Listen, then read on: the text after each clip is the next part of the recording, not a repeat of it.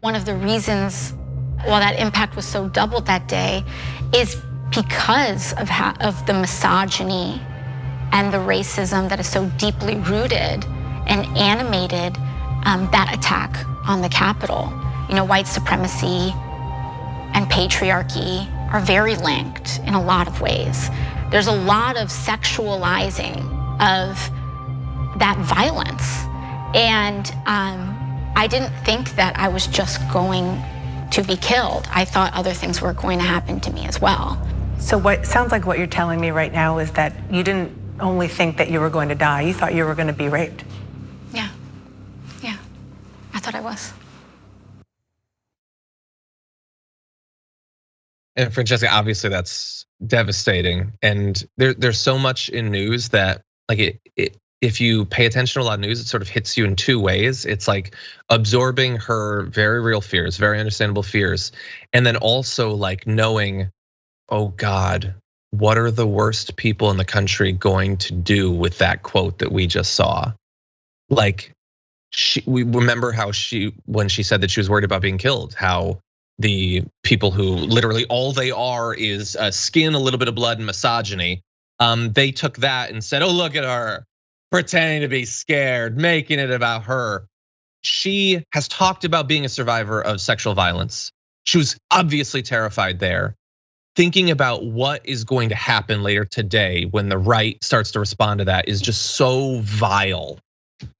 When the right and even the left is gonna respond to that, or the so-called left, right? And people who just like, half of their cliques are just, making fun of AOC as if that is a progressive or even productive thing to do.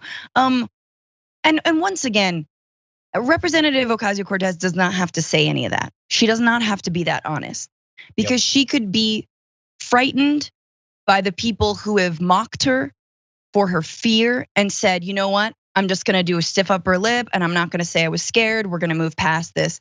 But instead, she gives us once again an incredibly honest, raw, and real version of herself. And I think in that first Instagram live that she did, where she talks about her fear and talks about being a survivor, she makes it more broadly about also other people who might be watching who are survivors, who understand what that feels like and understands that fear and sort of the trauma brain that kicks in, and the reminder of being unsafe.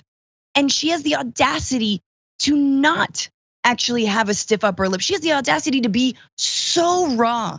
And like, who among us could say that we have that kind of bravery to be open about the kinds of real fears that we have? The times when we were scared, the times when we cowered, the times when that reminded us of other times we were victimized.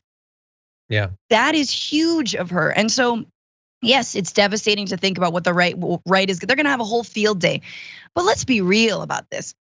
They pick on AOC also because she's an attractive woman. They do that. She's working class, she's Latina, and she's attractive. Educated and attractive, and they hate that. They love, she's deserving. Man, there's all kinds of disgusting things out there that are being said about her, right? There's, we know that, and it's ridiculous. There's no reason to it, but yet, it's not lost. It shouldn't be lost on us that yes, there is some part of it that's like their sick fascination with her because they should think she's pretty. Yeah.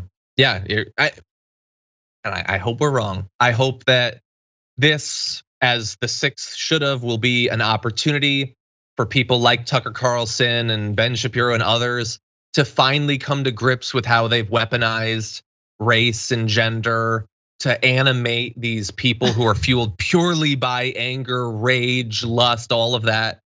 This is an opportunity. Kind of feel like it won't be used for that, but we'll watch, we'll see. If it happens, we'll be fair. Sort of doubt it though.